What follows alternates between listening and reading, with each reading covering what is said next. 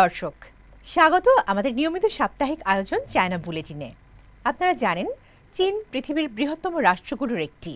চীনের রাজনৈতিক, সমাজতান্ত্রিক, প্রশাসনিক বা কূটনৈতিক ঘটনাবহুল খবরগুলো বন্ধু প্রতিম দেশ বাংলাদেশের দর্শকদের সাথে ভাগ করে নিতেই চায়না মিডিয়া গ্রুপ সিএমজির এই বিশেষ আয়োজন।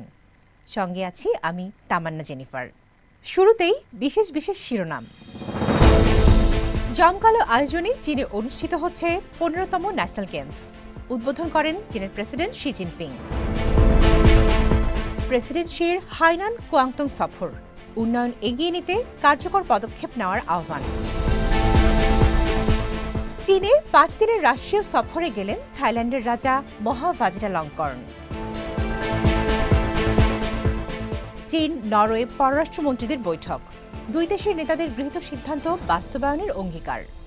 চীনের সবচেয়ে বড় বহু ক্রীড়া প্রতিযোগিতা 15তম ন্যাশনাল গেমস অনুষ্ঠিত হচ্ছে কুয়াংতং প্রদেশের রাজধানী কুয়াংচৌতে। রোববার রাতে কুয়াংতং অলিম্পিক স্পোর্টস সেন্টারে প্রতিযোগিতার আনুষ্ঠানিক উদ্বোধন ঘোষণা করেন চীনের প্রেসিডেন্ট শি জিনপিং। প্রথমবারের মতো কুয়াংতং, হংকং এবং ম্যাকাও যৌথভাবে আসরটির আয়োজন করছে।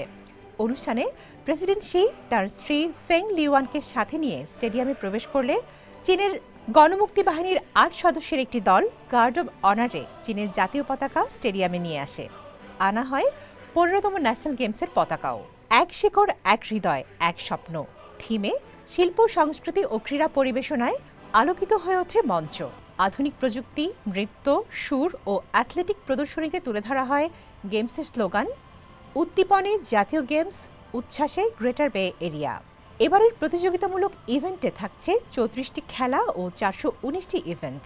9 নভেম্বর শুরু হওয়া আসর চলবে 21 নভেম্বর পর্যন্ত।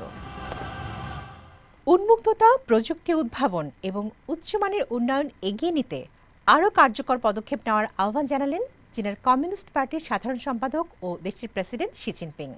সম্প্রতি 5 দিনের সফরে দক্ষিণ চীনের হাইনান ও কুয়াংতং প্রদেশ পরিদর্শনকালে এ আহ্বান জানান তিনি।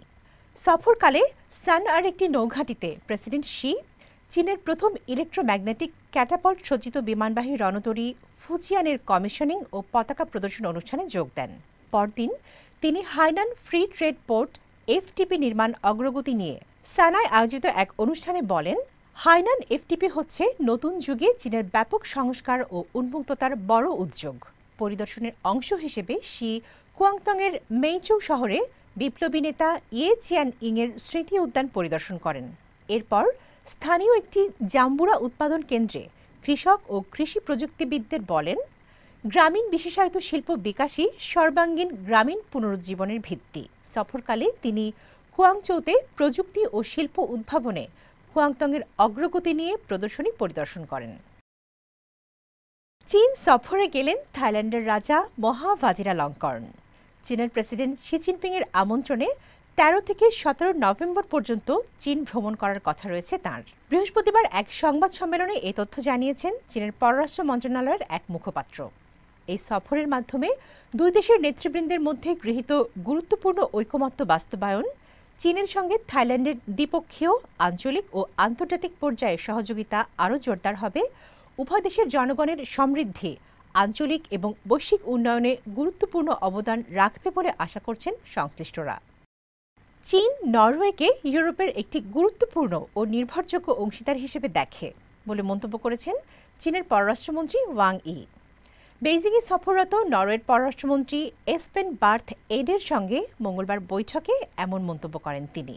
এ সময় দুই দেশের পারস্পরিক সম্পর্ক ও বৈশ্বিক সহযোগিতা জোরদারের বিষয়ে আলোচনায় ওয়াং ই আশা প্রকাশ করেন, নরওয়ে চীনের প্রতি ইতিবাচক, বাস্তবসম্মত ও স্থিতিশীল নীতি বজায় রাখবে।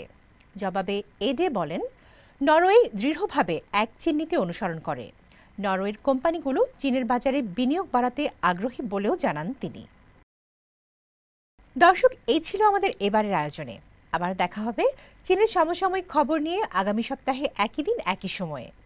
অনুষ্ঠানটি সামাজিক যোগাযোগ মাধ্যমে দেখতে ভিজিট করুন www.facebook.com/cmg বাংলা এবং ইউটিউব চ্যানেল সিএমজি বাংলা। দেখার আমন্ত্রণ। চাই চিয়েন।